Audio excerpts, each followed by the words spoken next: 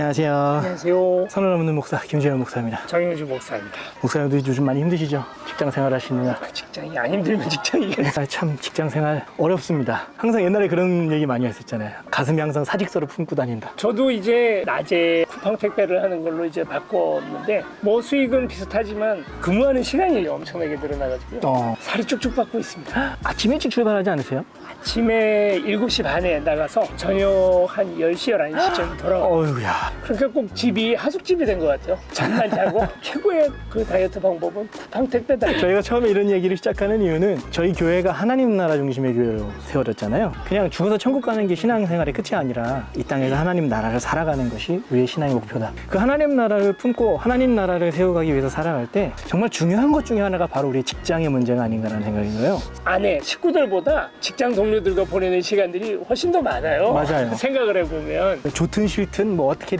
하루에 몇 시간씩은 계속 붙어 있어야 되잖아요. 교회 안에서 이루어지는 봉사, 교제, 섬김 이런 것들이 되게 중요하다라고 생각할 수 있지만 하나님 나라 중심의 교회는 반대입니다. 도리어 교회에서는 전략회의 정도 그리고 우리의 충전 정도가 이루어지고 나서 정말 우리의 삶의 실전이 이루어지는 데는 우리의 삶의 자리가죠. 우리가 크리스찬으로서 직장에서 어떻게 살아야 되는가에 대해서 교회가 미온적인 답 정도밖에 주지 못했다면 하나님 나라 신학을 가지고 만들어지는 교회는 훨씬 더 직장에 더 신경을 쓰고 또 그것을 위해서 기도해야 되죠.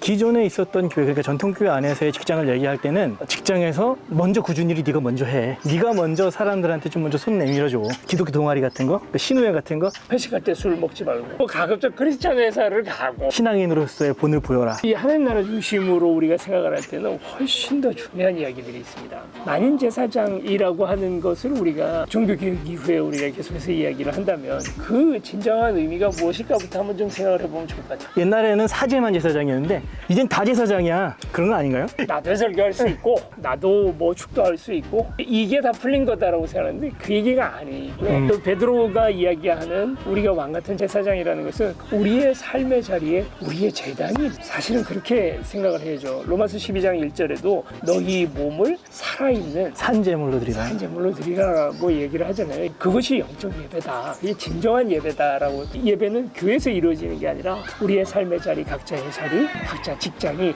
나의 재단이 되는 거예요. 목회가 직장이 아니니 사역지나 이런 것들 험한 골짜기 뭐 이런 데도 가야지 그걸 내 좋은 자리, 내 입맛에 맞는 자리 가면서 거기에 목회자의 자세가 앉아있다 이제 이런 얘기를 많이 하는데 저는 반대로 이렇게도 얘기하고 싶어요. 평신도들도 내가 만인 제사장의 마음으로 나의 직장을 돈벌이의 수단으로만 생각하지 말고 그건 목회자에게만 해당되는 게 아니라 거기가 내 사명이라는 거예요. 사명지예요. 그 마인드부터 먼저 가져줘야 된다는 거죠.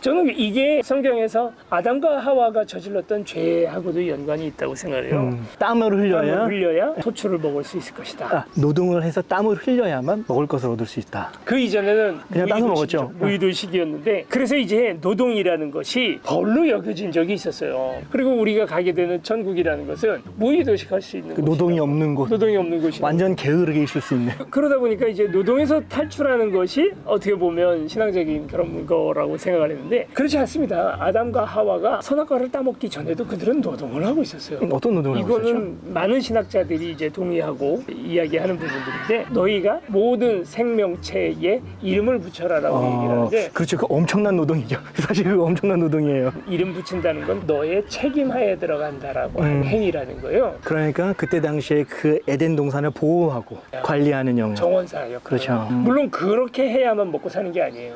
먹고 사는 문제하고 그들이 하는 잡, 노동하고는 분리가 되어 있었던 겁니다. 그런데 이걸 죄로 인해서 이게 먹고 사는 일이 된 거예요. 그걸 하지 않으면 먹지 않는 일이 되었다 뿐이지 노동이란 태초부터 있었던 일이었다는 거죠. 로렌스 형제 1600년대 사람입니다만 유명한 영성가로 알고 있어요. 하나님의 임재 연습이라는 유명한 책을 썼던 그 로렌스 형제라는 수도사가 한 얘기예요. 접시 닦으면서 하나님의 임재를 나의 삶의 자리에서 그 방법은 다 각기 다를 수 있습니다. 일 가운데 이것을 목회자가 자기 사명을 대하듯이 내가 하는 일들을 해나가는 늘 반복되는 일이기 때문에 의미가 없거든요. 그렇게 느껴질 수 있거든요. 이게 뭐 하나님 일이야. 그 반복되는 일도 하나님이 임재하시는 하나님의 재단일 수 있다는 거예요.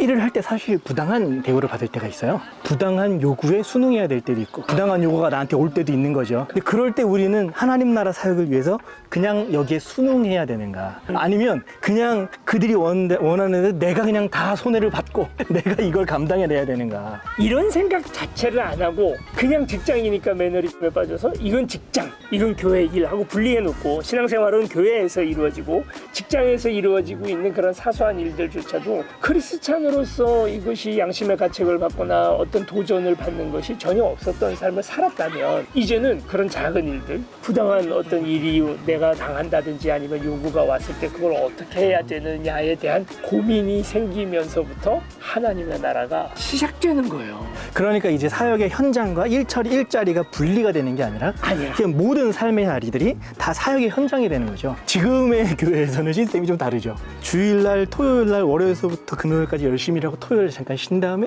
주일날 자신이 있는 모든 열정과 그 모든 에너지를 다 쏟아붓고 주일날 저녁에 탈진한 상태에서 푹 잔 다음에 월요일날 다시 출근하는 거예요. 그러면 월요병이 생겨가지고 그 월요병 때문에 우울감까지 들어오는 거죠. 직장 가는 게 천근만근이 되는 거예요. 월화수목 금금금. 금금금, 그렇죠. 하나님 나라의 사역에서는 주일날 오히려 충전하는 시간이 해야 한다는 거죠. 예배를 통해서, 그리고 사람들과의 간단한 교제를 통해서. 직장을 나의 돈벌이 수단으로만 가면 이건 아담과 하와 이후에 징계나 다름없어요. 이건 지옥이죠. 그렇죠. 그런데 그게 아니라 그 안에서 의미를 찾으셔야 돼요. 크리스찬으로서의 의미. 하나님께서 나를 이 자리에 보내신 이유가 무엇일까를 물어보셔야 돼요. 그런 부당한 요구를 당했을 때 어떻게 해야 되느냐에 대한 질문이 있잖아요. 이에 대해서 디테일하게 저희가 이렇게 해라 저렇게 해라 얘기를 할 때 이것이 곧 율법이 되죠. 그 전에도 직장에 대한 문제들이 있었어요. 근데 직장에서 어떻게 생활해야 되냐, 술 먹지 마라, 뭐 하지 마라, 뭐 하지 마라, 이러니까 이게 하나의 율법이 되는 거예요. 그것만 딱 지키면 끝이에요. 그쵸? 그게 아니라 내 모든 선택의 순간들마다 이젠 하나님이 개입을 하는 거예요. 연애할 때 그 고민을 했었는데, 연애하기 전에는 뭐 그냥 내 멋대로 살잖아요. 그런데 이제 딱 연애를 시작하니까 사랑하는 사람이 생기니까 뭘 결정을 하더라도 내가 치약을 이걸로 쓸까 저걸로 쓸까에 대한 고민도 뭐 어떻게 할 때 내 애인이 기뻐할까를 고민하게 되는 거예요. 생각하게 되는 거예요. 그걸 의식하게 되는 거예요. 이건 좀 다시 사모님한테도 물어봐야 됩니다. 하나님을 모시고 직장을 가게 되면 매 순간 어떤 결정마다 그분을 의식하고 결정하기 시작해요. 유신론적 직장 생활을 시작하게 되는 거죠. 이건 디테일하게는 어느 누구도 얘기할 수 없고, 직장마다, 직종마다, 내 있는 자리마다, 내 상황마다, 그리고 또 내 직급마다 다 다를 수 있을 거예요. 그러나 내가 분명히 생각해야 되는 건 있죠. 하나님이라면 어떤 것을 기뻐하실까? 지금까지 주일날 교회에 쏟아부었던 모든 에너지를 이제 직장에서 쏟아붓는 거예요. 사람들과의 관계 속에서, 그리고 내가 맡은 직책 속에서 어떻게 이 자리에 하나님의 나라가 임할 수 있는지, 그리고 하나님의 나라가 임하소서라는 마음을 가지고 직장 생활에서 에너지를 쏟는 거죠.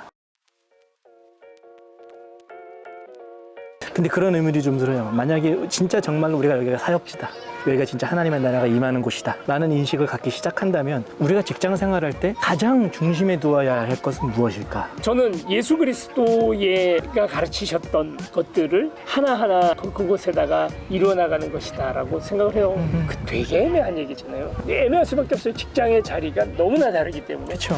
저만 해도 이제 저는 그냥 현실적으로 제가 이제 쿠팡의 배달원으로서 있다 보니까 정성껏 배달하는 건 남들보다 다른 믿지 않는 이들보다 훨씬 더 정성껏 배달하는 건 이렇게 정의해야 되나? 아마 사람들마다 다 다를 것이라고 생각을 하고, 저는 중요한 건 몇 가지는 분명히 있을 수 있다고 생각을 합니다. 그러니까 모든 직장을 다 통념해서 아울러서 이런 부분들은 중요하다라고 잡을 수 있는 부분들은 분명히 있을 거라고 생각합니다.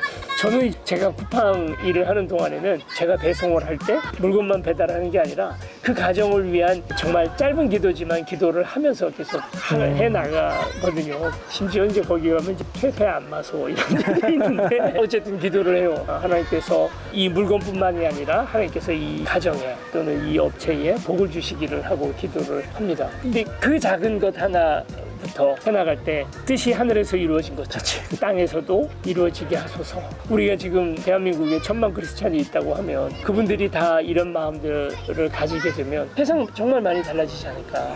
그걸 구체화시킨다면 오늘 출근하는 길에 하나님의 나라가 지금 일하고 있는 이 자리에 임하게 하여 주시옵소서.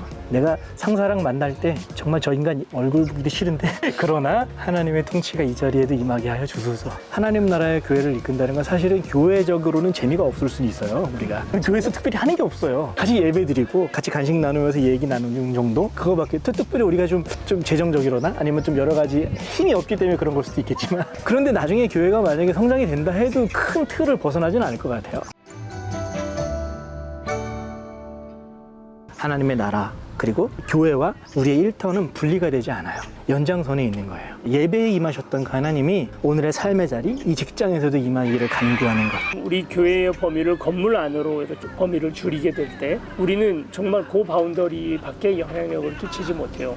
그러나 하나님의 나라 신학에서 우리가 하나님의 나라를 우리의 직장의 자리까지 생각할 때 우리 성도들이 가 있는 그 직장들이 다 우리 교회 바운더리 안에 있는 하나님의 나라가 될 수 있는 거죠. 그렇게 되면 우리가 목회하고 또 우리가 말씀을 선포하는 것의 영향력이 달라져요. 예수 그리스도 이후에 우리의 복음의 파워라는 것은 온 세상을 물들이는 거거든요. 문을 왜 닫는지 아세요? 여러분이 복음의 파워를, 힘을 잃었기 때문이에요. 여러분, 문을 열면 우리의 직장도 우리의 목회지가 되고 직장이 내 재단이 돼요. 거기를 쉽게 생각하지 마시고 기도하시면서 여러분 직장을 여러분 사역지로 생각하셔야 돼요. 여러분들도 여러분들의 자리에서 하나님의 나라를 세워가는 그런 그리스도인들 되기를 정말 간절히 기도하겠습니다. 여러분 또 기도해 주세요. 네. 저희가 일하다가 거기서 순교했다. 진짜 죽을 것 같아요. 나도. 이러다가 이제 곧 부고를 선을 넘는 목사, 그 삶의 선을 넘어. 여기까지 하겠습니다. 안녕. 안녕.